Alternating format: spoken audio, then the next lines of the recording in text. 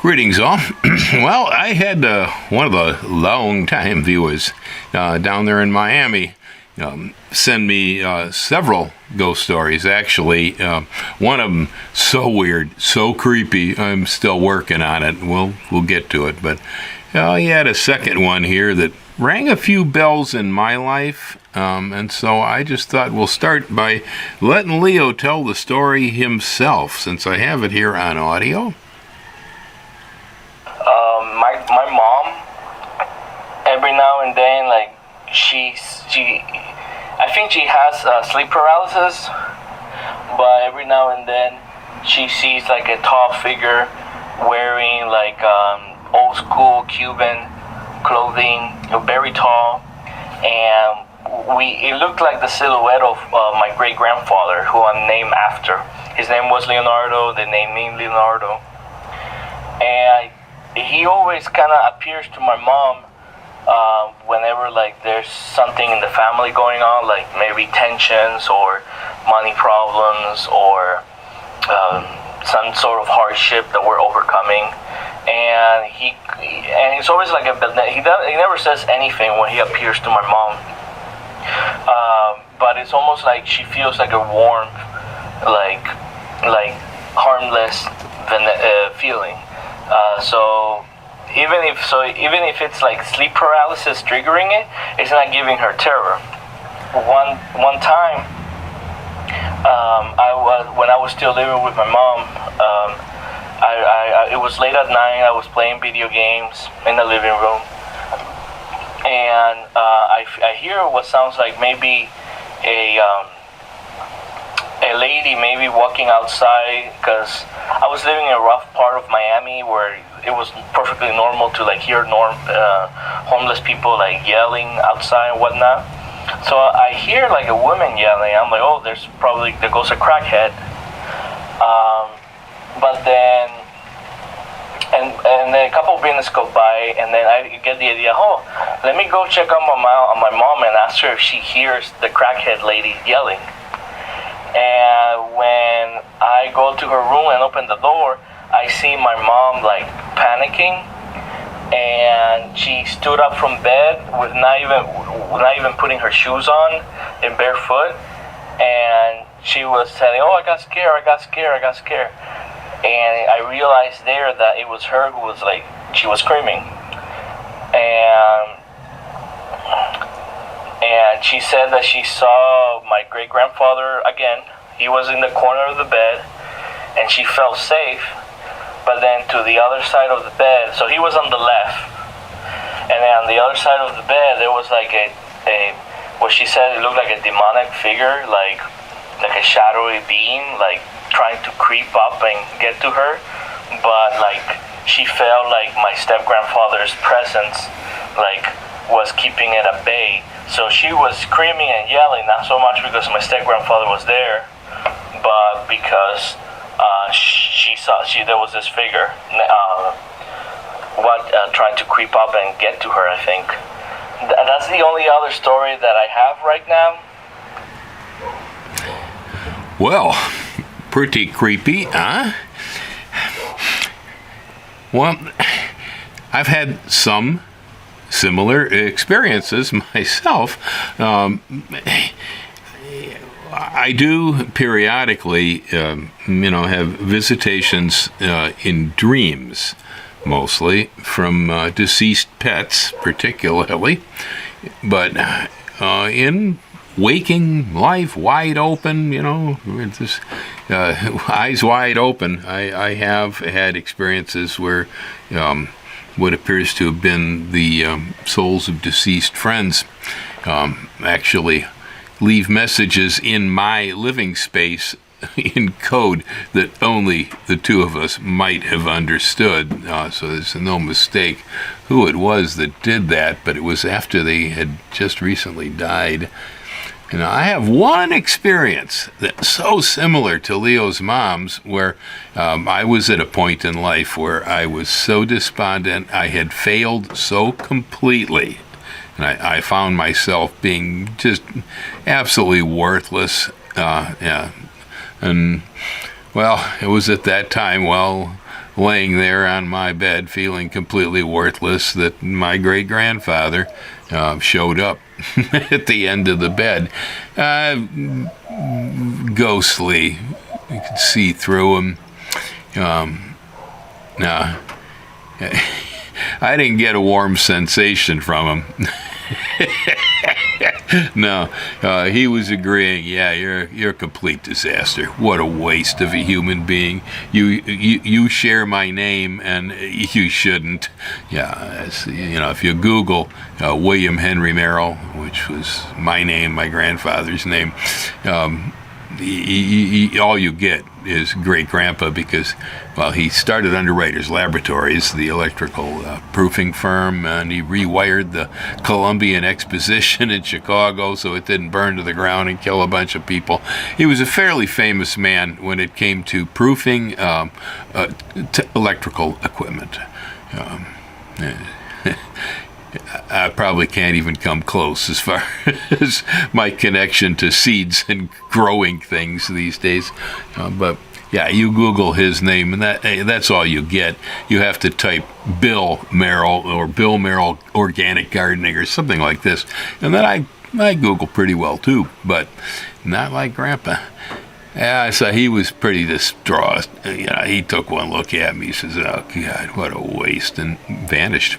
I never saw him again. Only time, most likely, it was my imagination. It didn't feel very paranormal, really, but who knows what it was. But there, visitations from deceased relatives, particularly if you happen to be Catholic or perhaps even Hawaiian, because Catholics and Hawaiians tend to believe that the ancestors hang around the world of the living to help protect them and see that things go well. In my life, any experiences I've ever had with all of this, it was always, no, man, go to the light wherever. I don't need any help. Honest, I can handle this whole situation by myself. So, my dog was about the only one that hung around because it was just so darn dedicated, but it had to leave too eventually. Yeah. Well, now, as far as the dark, shadowy, demonic figure on the other end of the bed, wow, boy, did that one strike a chord. It is my opinion, and it is based from some experience in my life with this, that there is an entity, there is something that harvests souls here. We tend to call it the Grim Reaper. In Western culture, we see the hooded figure and the bony skeleton with the sai, like cutting wheat. And my personal story about having encountered the Grim Reaper face to face, staring into his empty eye sockets, is one so personal that I will never tell it to anyone. I don't tell everything, trust me. But I will admit that I firmly believe there is a force, there is something here that is responsible for separating the physical presence from the spiritual presence. As we reach the end of our lives, something helps us move on. We call it death. Call it the angel of death, call it the Grim Reaper, call it whatever you want. I don't tend to see it as being grim or frightening. Now it's a normal reaction when we encounter death to be scared out of our wits. And the first time it ever happened to me, I was scared out of my wits. But it left me with a message, and I actually feel I have a pretty good understanding about its nature at this point, and I see death as my friend. Most of us would see it as frightening because we're scared of death. We don't know what happens next. I see it as a natural process. It happens to everybody, okay? Yeah. And when something happens to everybody, like waking up in the morning, oh, is that scary? Hey, I died yesterday. Oh, big deal. We all do that. Yeah, there is an agent that facilitates this here. And honestly, there are some stories like where children who were drowning, where it wasn't quite their time yet, where an entity actually saved them. And, in the stories, the entity had the appearance of the Grim Reaper. The time I saw it, yeah, it's the archetypical image. But of course, that's kind of ingrained in our minds, in the lath of our psyches. It's an archetype for, Westerners to see it that way. But no, it helps in passing. Now, it's very possible that Leo's mom experienced this because if the vision of Great-Grandpa was truly a visitation of Great-Grandpa's soul, well, he's dead. He ain't afraid of death.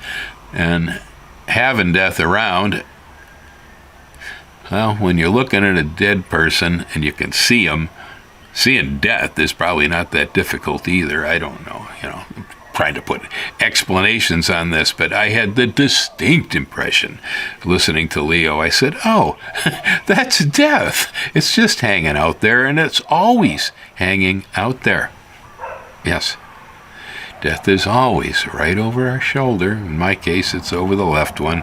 If it comes at me from the right, I'm in trouble. And in this case, I guess the shadow was on the right. And so maybe Great-Grandpa was there for a darn good reason. Yeah, it's possible. But, I have daily conversations almost with death. It's not a thing I'm afraid of, and it really does exist. It doesn't have... most likely have much emotion. Okay, it's not part of its bag. It's a foot soldier here. Yeah. It doesn't even have a union. Oh, and there's probably no end to service. That's absolutely the worst part about death. We miss our friends and family. Yeah, that's it. Yeah, if Gracie wasn't around anymore, I'd be missing her. I would definitely would miss her. And you know what? I got a feeling she'd miss me too. Yeah. But nothing stays the same. All things pass. Yeah. There's no way to hold on to it. This world is like sand. It will pour through your fingers if you try to clutch it. So, things like love and things like affection, and that sort of stuff. Now, that stuff's real. It's got serious energy here. Yeah. Yes. Right? It's important. Yes. Okay. Hang loose, folks. Aloha.